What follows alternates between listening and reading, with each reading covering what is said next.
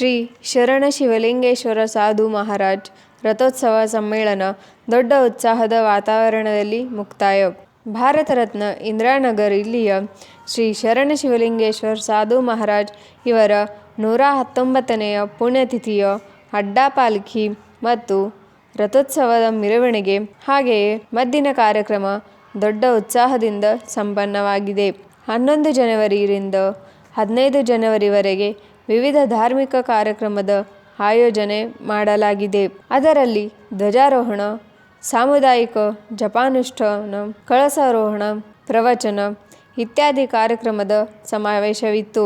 ಸೋಮವಾರ ದಿನ ಮಕರ ಸಂಕ್ರಾಂತಿಯ ನಿಮಿತ್ತವಾಗಿ ಸಾಯಂಕಾಲ ರಥೋತ್ಸವದ ಮೆರವಣಿಗೆ ಮತ್ತು ಮದ್ದಿನ ದೊಡ್ಡ ಭಕ್ತಿಯ ಮತ್ತು ಮಂಗಲಮಯ ಉತ್ಸಾಹದ ವಾತಾವರಣ ಕಾಣಿಸುತ್ತದೆ.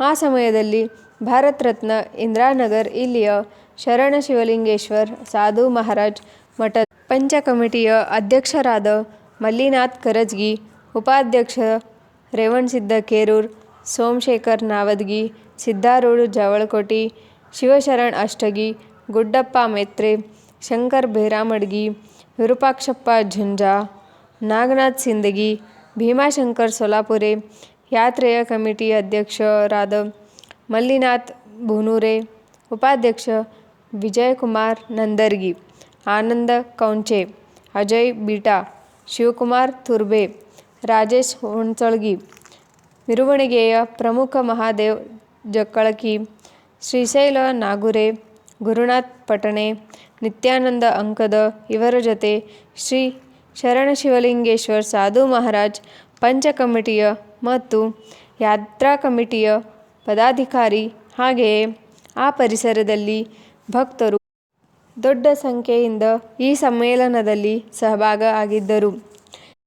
ಶ್ರೀ ಶರಣ ಶಿವಲಿಂಗೇಶ್ವರ ಮಹಾರಾಜ್ ಅವರಿಗೆ ಜಯವಾಗಲಿ ಈ ಘೋಷವಾಕ್ಯದಿಂದ ಅಲ್ಲಿಯ ಪರಿಸರ ಭಕ್ತಿಮಯವಾಗಿತ್ತು. ರಥದ ಧಾರ್ಮಿಕ ವಿಧಿವತದ ಪೂಜೆ ಆದ ಮೇಲೆ ಪರಂಪರವಾಗಿ ಈ ರಥದ ಮೆರವಣಿಗೆ ತೆಗೆಯಲಾಯಿತು.